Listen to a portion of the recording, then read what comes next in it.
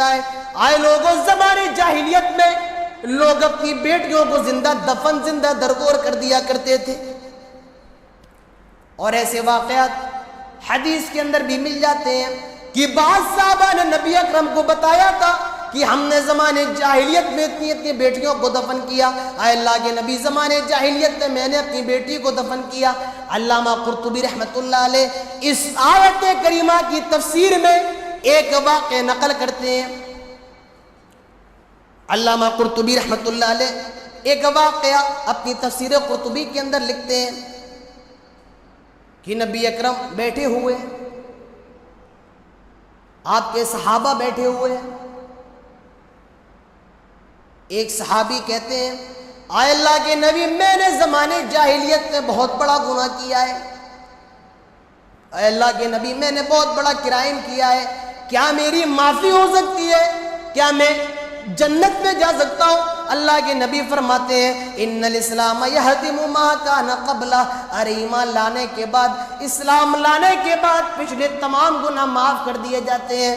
تو ایمان لے آیا ہے، تو نے کلمہ پڑھ لیا ہے، تیرے پچھلے جتنے گناہ ہیں اللہ سارے گناہوں کو معاف کر دے گا، تجھے فکر کرنے کی ضرورت نہیں ہے۔ وہ آدمی کہتا ہے، اے اللہ کے نبی، میرا گناہ بہت بڑا ہے، میرا جرم بہت بڑا ہے، میں نے بہت بڑا گناہ کیا ہے۔ اللہ کے نبی فرماتے ہیں، ذرا مجھے بھی بتاؤ وہ تم نے کون سا گناہ کیا ہے؟ وہ صحابی کہتے ہیں، اے اللہ کے نبی، میرا جرم اتنا بڑا ہے، اتنا بڑا ہے، اے اللہ کے نبی، میں نے اپنی بچی کو، اپنی بیٹی کو، اپنی بچی کو اپنے ہاتھوں سے زندہ زمین کے اندر درگور کیا تھا، زندہ زمین کے اندر دفن کیا تھا۔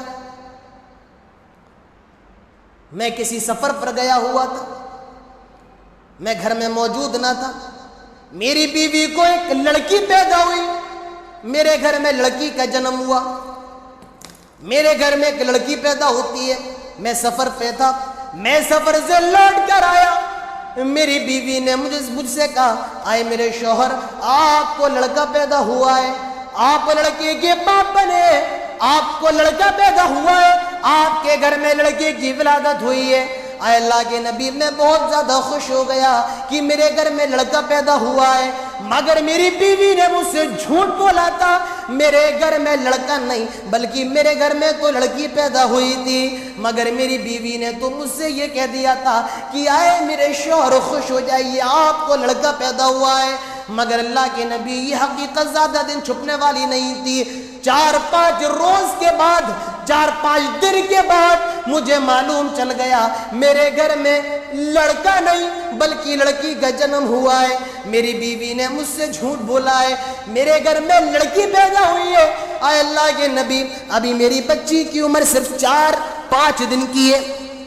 میں نے اس کو اٹھایا، اور جو معاشرے کا قانون تھا، جو سوسائٹی کے اندر ہوتا تھا کہ بچی کو زندہ دفن کر دیتے تھے، اے اللہ کے نبی، میں سماج کے قانون کو فالو کرتے ہوئے اپنی بچی کو اٹھا کر قبرستان کی طرف لے جانے لگا تاکہ اس کو دفن کر دوں۔ اے اللہ کے نبی، میری بیوی نے ہاتھ پکڑ لیا، آئے میرے شوہر، یہ کیا کر رہے ہو؟ کہا، میری پھول سی بچی کو دفن کرنے جا رہے ہو؟ آئے میرے شوہر، ذرا دیکھو یہ بچی کتنی زیادہ خوبصورت ہے، یہ بچی کتنی زیادہ پیاری ہے، کتنی زیادہ حسین و جمیل ہے۔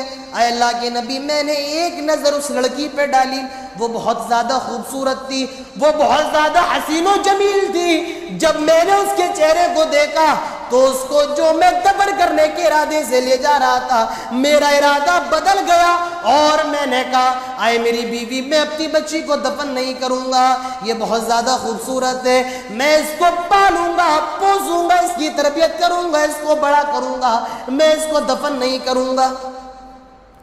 اے اللہ کے نبی، میں نے یہ بات پورے سماج والوں سے چھپائی، میں اپنی بیٹی کو گھر سے باہر بھی نہیں نکلنے دیتا تھا۔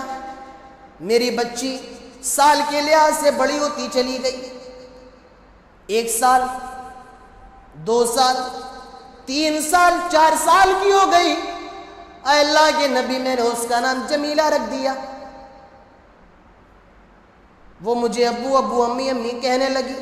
اے اللہ کے نبی، وہ میرے آنکھوں کا تارا بن گئی، میرے دل کا سکون بن گئی. آئے اللہ کے نبی مگر آہستہ آہستہ پورے شہر والوں کو معلوم چل گیا, پورے سماج والوں کو معلوم چل گیا کہ میرے گھر میں ایک لڑکی پیدا ہوئی تھی اور میں اس لڑکی کی پرورش کر رہا ہوں, میں نے اپنی بچی کو دفن نہیں کیا تھا.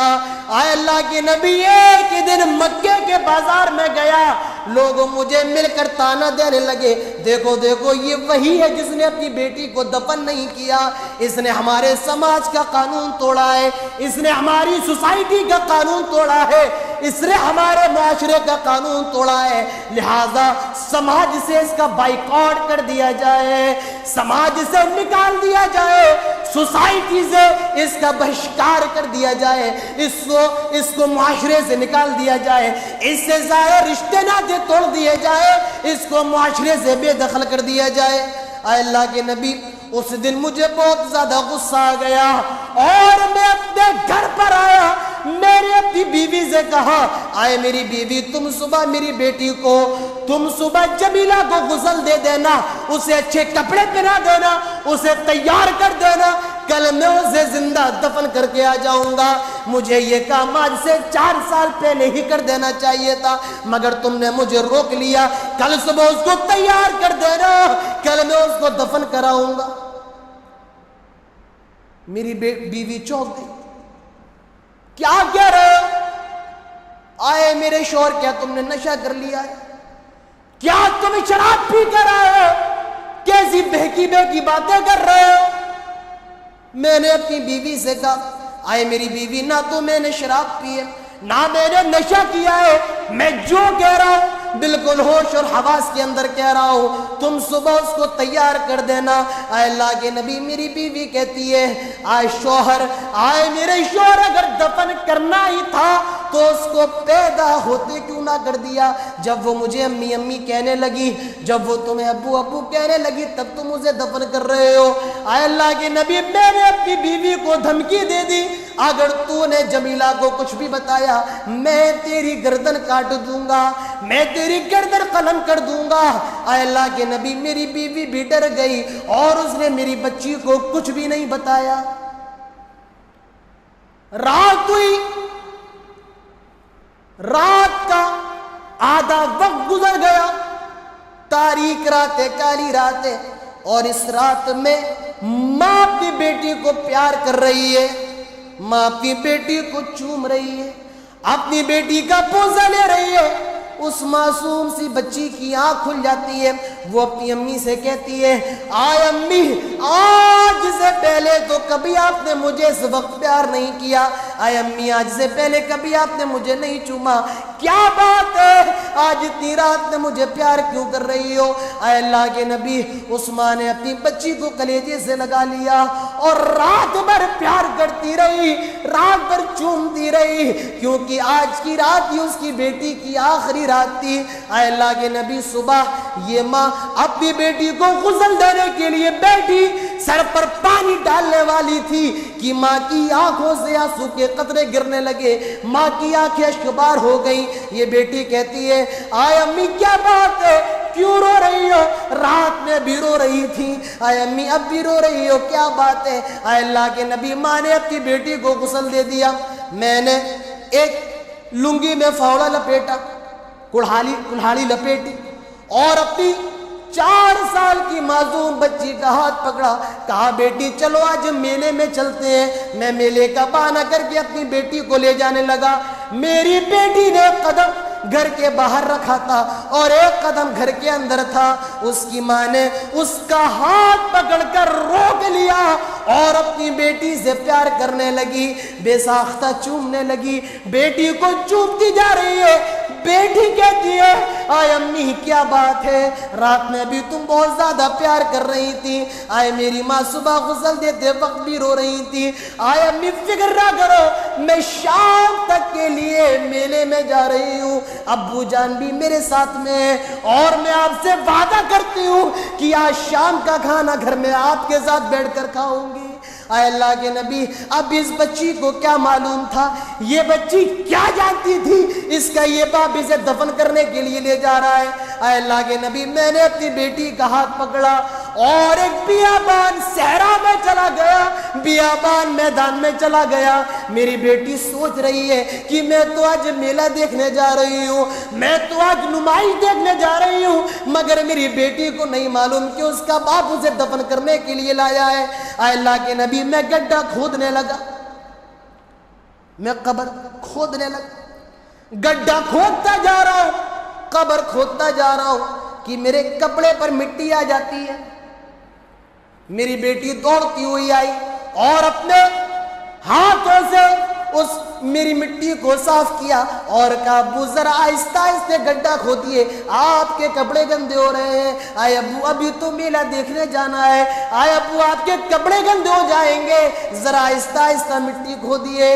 آئے اللہ کے نبی, میں نے قبر کو کھود لیا, میں نے گڈھا کھود لیا. میں نے اپنی بیٹی کو بلایا,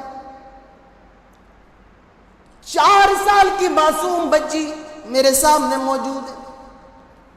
میں نے اپنی بیٹی سے کہا, بیٹی, دنیا میں مجرم تو ایسے ہوتے ہیں جو جرم کرنے کے بعد معافی مانگتے ہیں, مگر یہ تیرا باپ اتنا زیادہ بدنصیب ہے جو غلطی کرنے سے پہلے معافی مانگ رہا ہے, ہو سکے تو مجھے معاف کر دینا.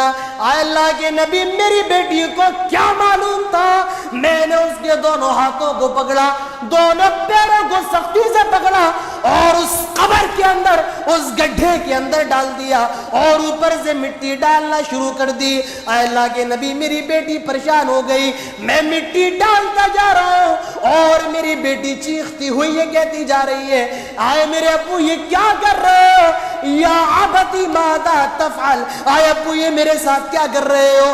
آئے اللہ کے نبی, میں مٹی ڈالتا جا رہا ہوں, آئے اللہ کے نبی, میں مٹی ڈالتا جا رہا ہوں اور میری بیٹی اپنے ہاتھ پر چلاتی جا رہی ہے. میری بیٹی کہتی جا رہی ہے, آئے ابو یہ کیا کر رہے ہو, آئے ابو یہ کیا کر رہے ہو. مگر اللہ کے نبی, میں نے اپنی بیٹی کی ایک نہ سنی اور مٹی ڈالتا گیا, مٹی ڈالتا گیا.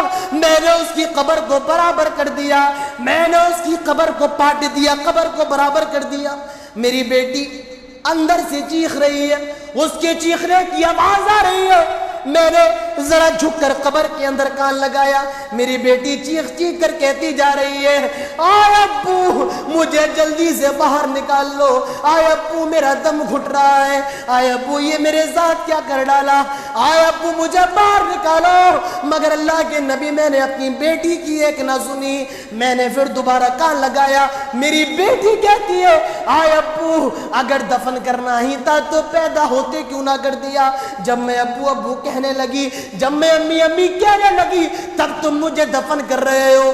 آئے ابو میں آپ سے درخواست کرتی ہوں, میں آپ سے گزارش کرتی ہوں, مجھے آج شام تک کے لیے نکال لو, کیونکہ میں نے ساتھ کھاؤں گی, پھر آپ مجھے رات میں لا کر دفن کر دینا. مگر اللہ کے نبی, میں نے اپنی بیٹی کی ایک بات نہ سنی اور وہاں سے چل دیا. کچھ دوری پہ چلا, کچھ قدم چلا کہ میرا پتھر جیسا دل نرم ہو گیا. میں نے سوچا چلو اپنی بیٹی کو نکال لیتا ہوں. میں دوڑتا ہوا آیا, اپنی بیٹی کی قبر جلدی جلدی کھودنے لگا, شاید میں اپنی بیٹی کو نکال لوں.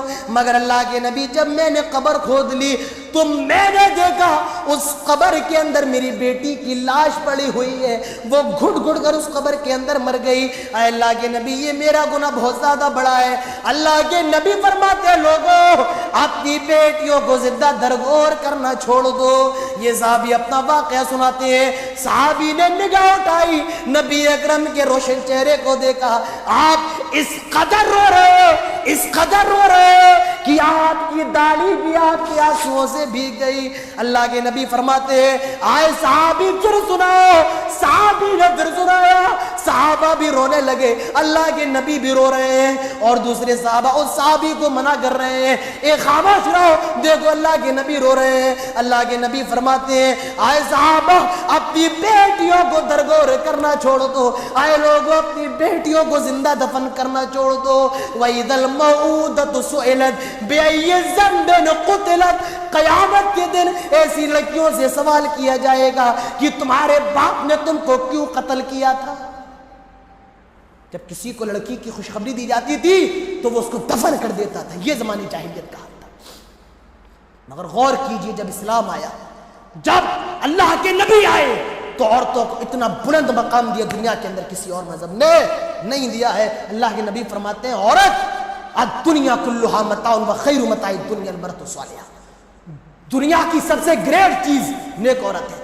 زمانے جاہلیت میں جب لڑکی پیدا ہوتی تھی زندہ درگور کر دیا جاتا تھا, اور اللہ کے نبی آئے آپ نے تو یہاں تک فرما دیا لوگوں جس کے پاس 2 بیٹیاں ہیں من عال جاریتین حتی تبلغ جاء یوم القیامہ وہو ہکذا وزما صابہ, جس کی 2 بیٹیاں ہیں ایسا باپ, اور اللہ کے نبی قیامت کے دن اتنے زیادہ قریب ہوں گے. آپ نے اپنی دونوں انگلیوں کو ملا کر کے فرمایا جتنے قریب میری دونوں انگلیاں ہیں.